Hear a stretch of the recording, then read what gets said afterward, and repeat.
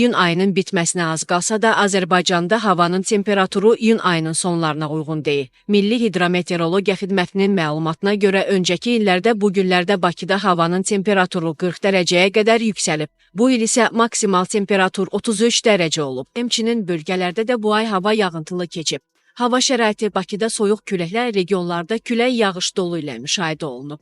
Çimərlik mövsümü açılsa da dəniz suyunun hərarəti də normadan aşağıdır. Bəs havanın sərin keçməsinə səbəblədir. Yeni Sabah az məlumat verir ki, mövzu ilə bağlı bizim mediaya danışan ekoloq Tirman Zeynalov bildirib ki, tədricən qlobal soyuqlaşma prosesi gedir, soyuma prosesi gedir. Havanın temperaturu yenidən düşəcək və qalxacaq. Yay vaxtı temperaturun qalxması normaldır. Cəmaət indiyə qədər dənizdə çimə bilmir. Çünki suyun temperaturu qalxmayıb. Qlobal istiləşmə yoxdur. Bakıda və Abşeron yarımadasında iyunun 27-sində hava şəraitinin əsasən yağmursuz keçəcəyi proqnozlaşdırılır. Milli Hidrometeorologiya Xidmətindən reporta verilən xəbərə görə cənub-qərb küləyi gündüz mülayim şimal-qərb küləyi ilə əvəz ediləcək. Havanın temperaturu gecə 19-22 dərəcə isti, gündüz 28-33 dərəcə isti olacaq. Atmosfer təzyiqi normadan aşağı 757 mm civə sütunu olacaq. Nisbi rütubət gecə 65-75%, gündüz 45-55% olacaq. Azərbaycanın rayonlarında havanın əsasən yağmursuz keçəcəyi gözlənilir.